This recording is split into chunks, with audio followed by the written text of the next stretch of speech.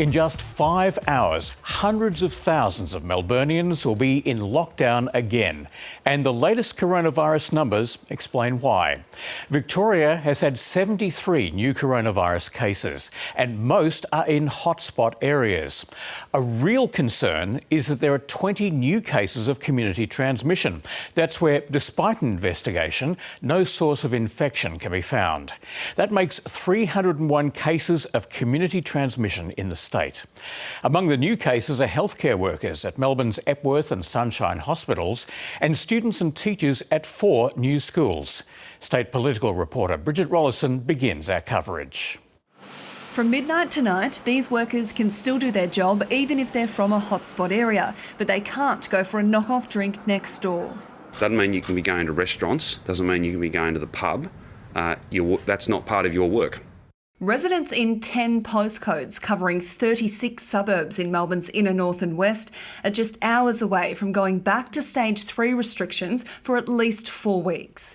The only reasons to leave home in a locked down area are for work and school, care and caregiving, exercise and buying essentials. If you leave the zone, the rules still follow you.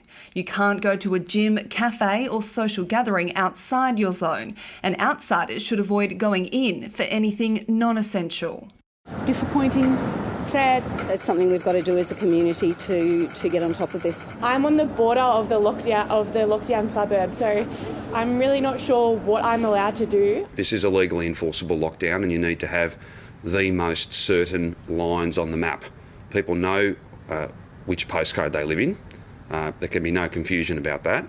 More than 20,000 tests were conducted yesterday in Victoria on day 6 of the suburban testing blitz, but 10% of people have refused to do them. 12 new testing sites will be rolled out in the locked down areas. The Premier Daniel Andrews has again come under fire for his handling of the state's quarantine hotels after genomic testing data revealed a huge amount of the state's recent cases can be traced back to security guards breaching hygiene protocols. There's been a failure at that quarantine, clearly, in Victoria. We absolutely need to learn the lessons of that. At least a significant number of these new cases can be traced back to those breaches. Now we have to take the action that's critically important.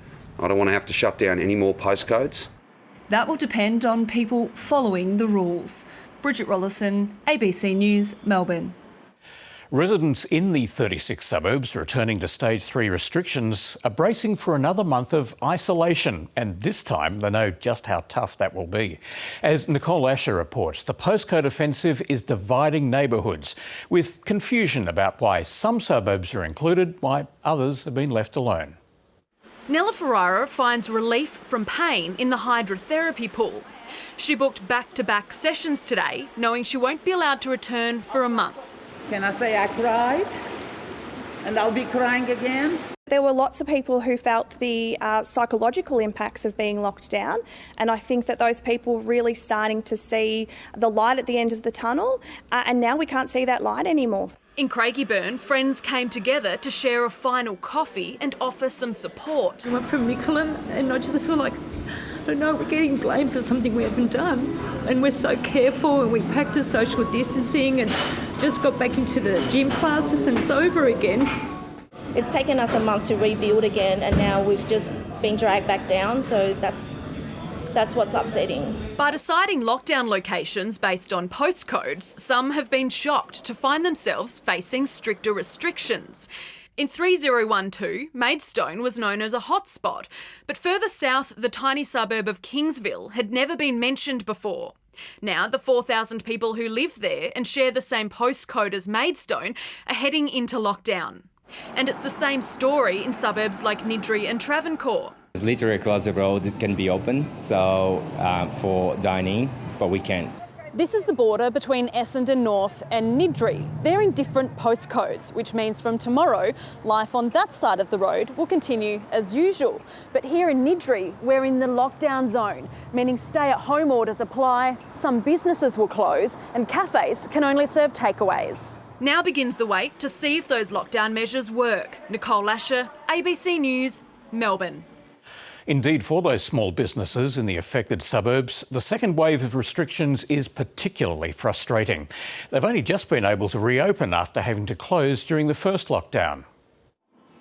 No matter how you look at it, you can't sugarcoat the impact of this latest lockdown. We've all got families to feed, but the bills don't stop coming in, so for a complete lockdown will be hard. Penny Kerasiotis runs a cake shop in Brunswick West. It's one of many suburbs set for a second lockdown. She says the first lockdown in March had already changed the way she worked. I used to do big ones, now they're all little ones. I have a few, but nowhere near as many as I was doing last year. Across the road, Dilly Amalshi works at her parents' cafe and says revenue has been hit hard by the restrictions. 30%, yeah, definitely 30% or more we've lost business.